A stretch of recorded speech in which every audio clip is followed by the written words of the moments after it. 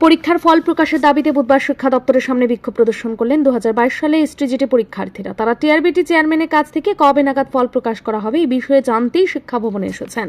সেখানে সাংবাদিকদের মুখোমুখি হয়ে এক পরীক্ষার্থী বলেন, 2022 সালে সেপ্টেম্বর মাসে তারা পরীক্ষা দিয়েছেন। আজ পর্যন্ত তাদের এই পরীক্ষার ফল প্রকাশ করা হয়নি। কবে নাগাদ ফল প্রকাশ করা হবে এই বিষয়ে টিআরবিটির চেয়ারম্যানের থেকে শুরু করে আধিকারিকদের কেউ কিছু বলছেন না। ফলে এক প্রকার অনিশ্চয়তার মধ্য দিয়ে তারা দিন যাপন করছেন। তাদের অনেকেই ফল প্রকাশ করার আগেই বয়স হারিয়ে ফেলছেন। এইসব বেকারদের ভবিষ্যতে এক প্রকার অনিশ্চয়তার মধ্য দিয়ে যাচ্ছে। যদি তারা এসটিজিটি পদে চাকরি না পায় তাহলে তাদের আর সরকারি চাকরি পাওয়া সম্ভব হবে না।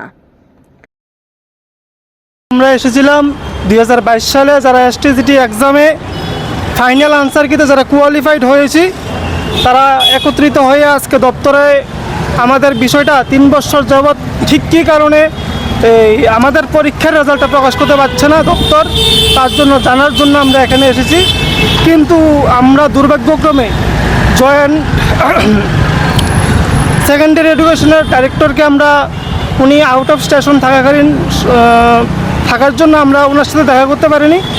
কিন্তু আমরা আজকে এখান থেকে দপ্তরের আধিকারিক বলেন, আমাদের মাননীয় শ্রদ্ধেয় মুখ্যমন্ত্রী স্যার বলেন বা ক্যাবিনেট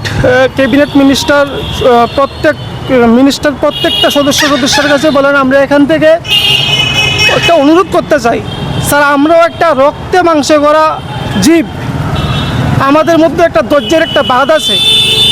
এই ধৈর্যের বাঁধ বেকারত্বের কারণে দিনের পর দিন ভেঙে যাচ্ছে।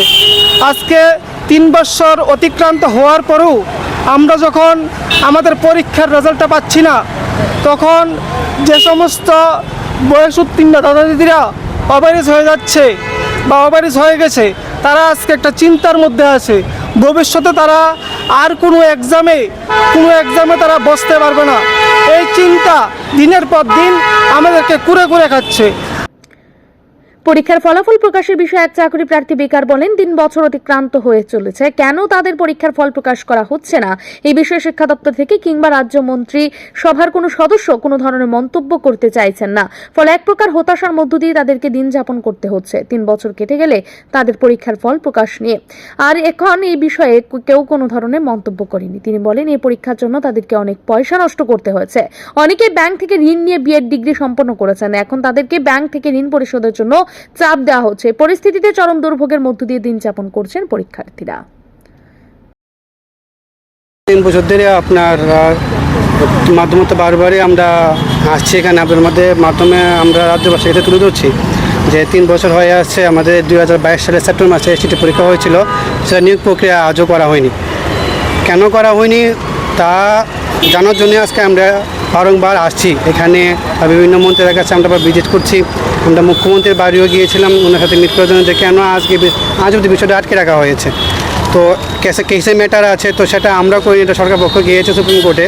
এখন কেসের ম্যাটারটা কতটুকু এগিয়েছে সেই বিষয়ে আমরা বেশি অবগত না, বাট আমরা অতটুকু জানি যে 3 বছর হয়ে গেছে। একটা শিক্ষক নিয়োগের মতো একটা গুরুত্বপূর্ণ একটা জিনিস, সেটা আজকে 3 বছর ধরে আটকে আছে, সেটা একটা ভালো দিক না।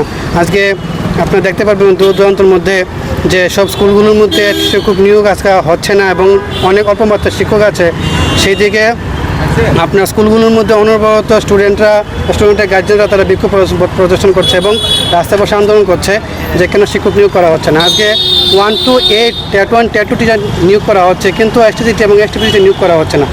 আজকে 3 বছর হয়ে আসছে, কেন নিয়োগ হচ্ছে না সেটা আমরা কাছে আজকে বিষয়টা এত বেশি উদ্বিগ্ন হয়ে আসছে যে মাধ্যমিক স্তর এবং উচ্চ মাধ্যমিক স্তরের শিক্ষক নিয়োগটা আজকে যে জায়গায় খুব প্রয়োজন, কারণ ওখান থেকে শিক্ষার্থীরা তারা ভবিষ্যৎ দিক নির্দেশ করে তারা এগিয়ে যায়। আজকে সেই জায়গাতেই এত অবহেলা করা হচ্ছে। এসটিজিটি পরীক্ষা নিয়ে সুপ্রিম কোর্টে মামলা চলছে, সেই মামলা এখন কোন পর্যায়ে ঠেকেছে এই বিষয়ে কেউ কিছুই বলতে চাইছে না। ফলে এসটিজিটি পরীক্ষার ফল প্রকাশ করতে পারছে না টিআরবিটি। তবে কবে নাগাদ ফল প্রকাশ হয় সেদিকেই তাকিয়ে চাকরি প্রার্থী বেকার থেকে শুরু করে তাদের অভিভাবক মহল। ব্যুরো রিপোর্ট, ঋদ্ধি নেটওয়ার্ক।